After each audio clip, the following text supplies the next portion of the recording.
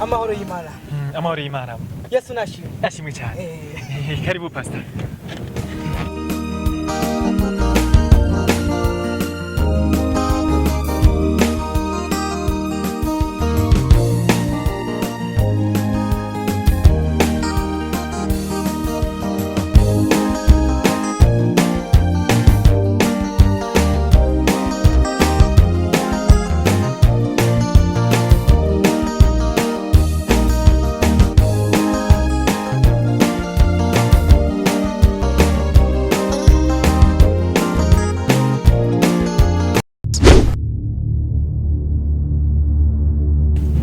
Urakeka ko harimo ibobo dusengera hano hantu ukorazana amapatrine ngaho uyazana yaterese hejuru hejuru jewe mwene data narinje gusenga data mu mugisha shakoze ni patrine oje gusenga nani icumi ufise ari kigira cy'umutanga hama ngo uje gusenga gusa wanikira amenye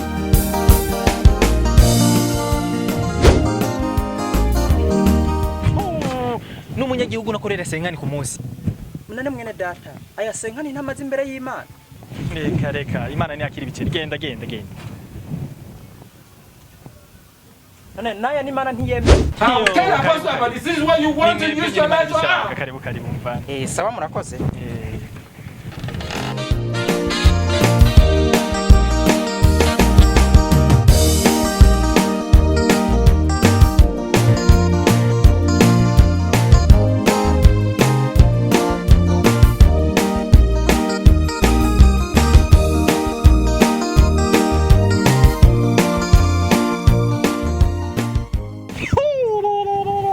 bababwiye ko ari muri karaoke nimurekurane iyi ni ingoro y'Imana nimutandukanye twaje gusenga ariko ntago twaje kwaka divorce nimba mutarekurana nimugende gusengera kwa sona nyoko rero Yesu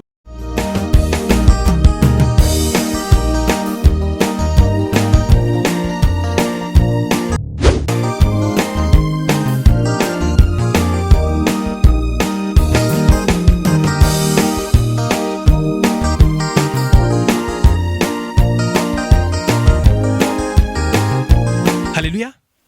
Tugira turirimbe akaririmbo kamwe ko kwakira pasiri wacu yasizwe amafuta. Reka duhaguruke twese. Genda muzane mwese y'amaturo yemwe. Genda muzane mwese y'amaturo yemwe. Uwa yasize mu rugo nabahamagare pasitera bakuri momo bayoherezeyo. Nimero ni 07 8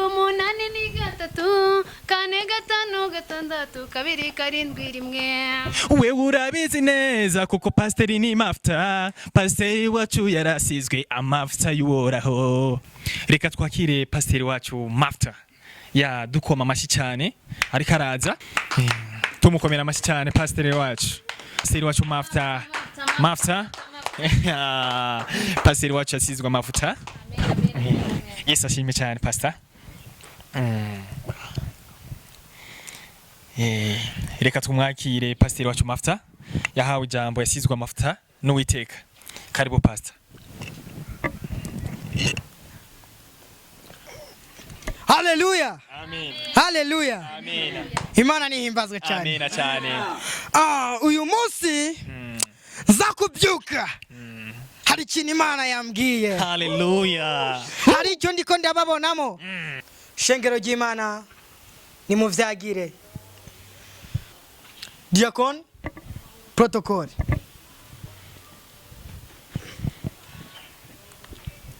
none se kujya kuna abantu bicaye ni kamashikanwa panze You know what I need to tell you? ariko ndashobora kubikora ntacyo twakwa binyarutse wazanye amaturo yangahe 500 wazanye amashikanwa yangahe nanjye ntabwo nigeze ndenza 500 kandi mwe ko mukundana mwisa amafuta hamwe gusa ariko ntaragenda nakano kazigo nagasiga basi kaza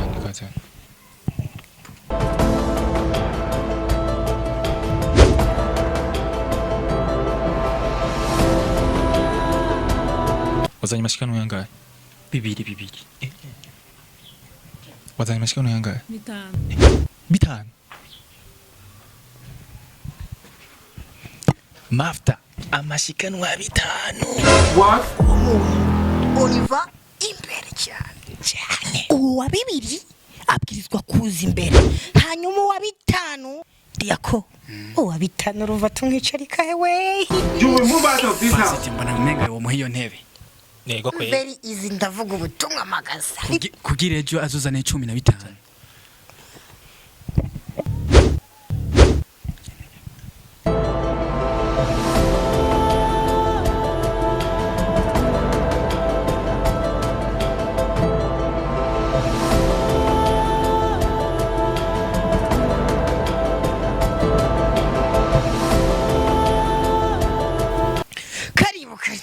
Umukozi w'Imana nimwe Imana ishaka, nimwe Imana ishaka. Bakozi b'Imana rero ntimutangare kubibaye. Uyu muntu Imana irambwiye ati muvyagurutse mu bandi azashikame kuri arotari kuko mubona Imana uko yamuremye namwe murabibona aratandukanye mama we. You know what I need to tell you? Rero haranditse muri Matayo igice cya 2 umurongo haravuga ngo zana ibyo mufise byose nivyo mwibagiye muhira muze mubiture. Haleluya, amen, amen, haleluya, amen. kuko Yesu aza kutubambirwa Yesu nta kiguzi igeze dusaba. Haleluya.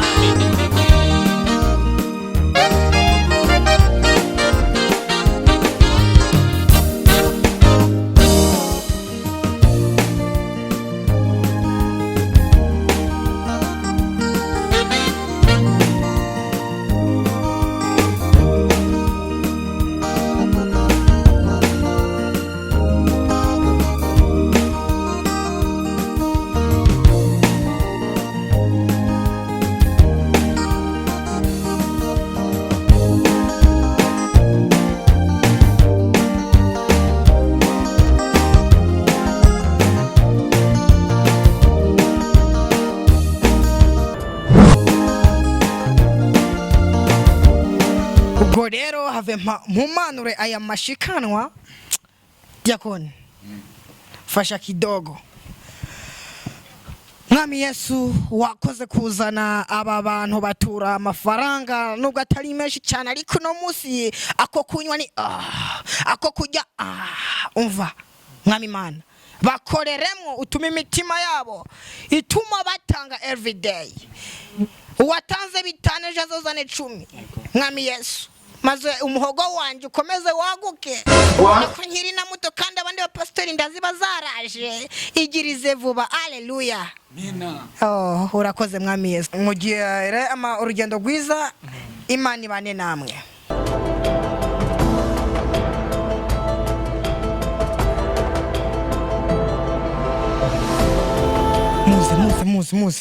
Muze tuvuga protocol. Urakoze. Ya ikirombwe No.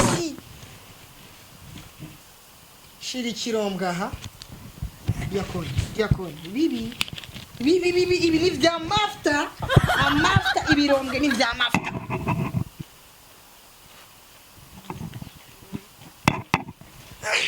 Diakoni umutwe mba nakoresheje imipango napanze yose kugira ngo nigishe bature hito baturi kumugurumva n'amafaranga ntabwo biri Kama majana 5 je turashwana tube twavyumvikanye kubw'izina rya Diakoni ubwo Tora 2,500 ndatwara ya wallahi auzubi ndagukubita ninda yakoze cyane shiraha je urazi kuva hona ririmbiye kuva hona bwirira abantu ngo bicare bamere neza abana basoka rigenda basohora.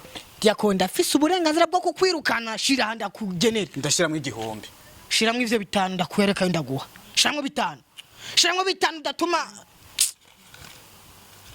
shiramo 5 biri he zana 5 shiyi noti imfura ya Beneri ni yanje ubwo nawe twarayo Diakoni kandi ntujye umuhari ejo pastor amafuta je notwara yamano je nta notora ubwo rero kuyase gwana basi gwana twara n'agasorori twara gusa rena ganda kubwire cyenzo shingishe isengero gwanje ninde yokuyoboka tutari kumwe kutanize.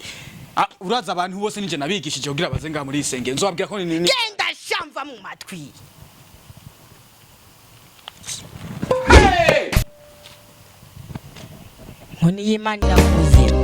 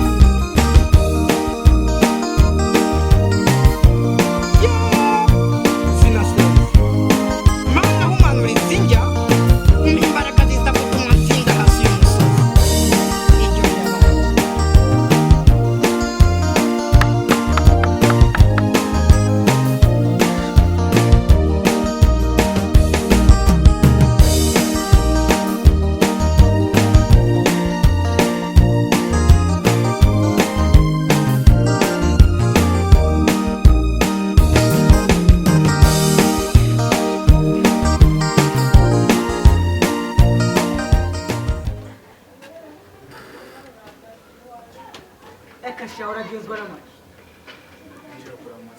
Kasha undamutsa n'indero jeje kumburira hari yanye ku rusenge. Pastor nawe biguba wakoze nk'ibana. Ndakuzamure mu mapete, ndagukure ku tukwenda kugira diakoni, ubu nta n'isoni ufise ko warangiza ukamanga. Nico gituma twaye bitandatu kamegiro. Ico nacyo bitwaye ahubwo nagenda kubwiza ukuri nari muri meditation. Mazumuye ndi muri meditation ndiko ndasenga ijambo. Reka kugana. Reka sinokwemerera nabugende ngiye kuvyiga. Sorte! Urampangana nakuzamuye mu mapete imbesire. Toka kayimbwa. Ubu urabona ibintu abankoreye ubu. Amuye ku apeti nk'ubu ndongera kuyikurayo ko.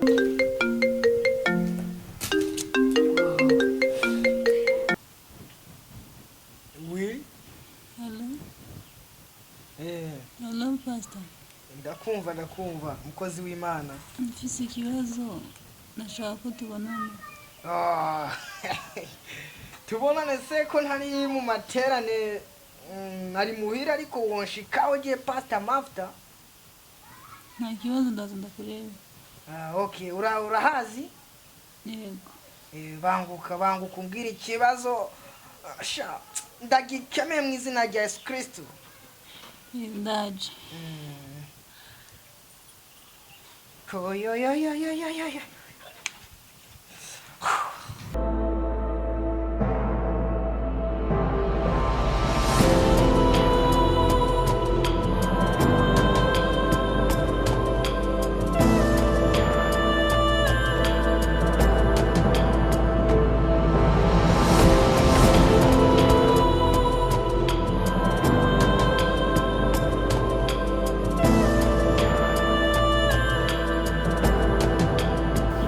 Karibu mukozi w'Imana. Yego, Pastor murakoze. Maze ubohoke wageze kwa Pastor Mafta. Urumva Pastor. Mfise ikibazo. Ukibivuga nabibonye. Kivuge niyo mpamvu uri imbere y'umukozi w'Imana. Ndabona rero wanse kubohoka kuko uyu mudayimoni ufise ntabwo towusendera hanze. Ingo tujye mu cyumba cy'amasengesho mu cyumba kwa Mafta ndawusendere mu izina rya Yesu.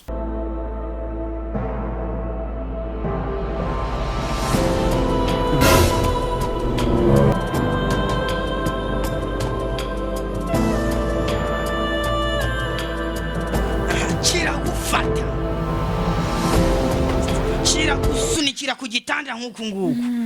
ukirangije kigira nk'uko ngiye kubikora oya pastor nk'uko hanyuma aragusunika none se bigenda gute nyine yaransunitse nyine ugumuhezagirika nk'uko nguko uri kubikora oya pastor ntabwo have sendi mu diamond mu izina rya Yesu uko nguko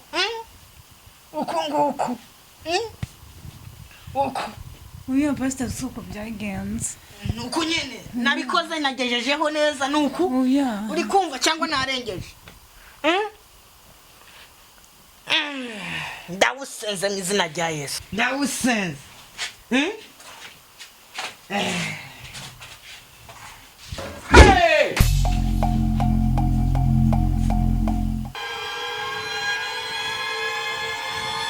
Pastor vuye kwisangiza umwana. reka sha ntabwo tuzosangira amashikanwa dusangire no ku mafu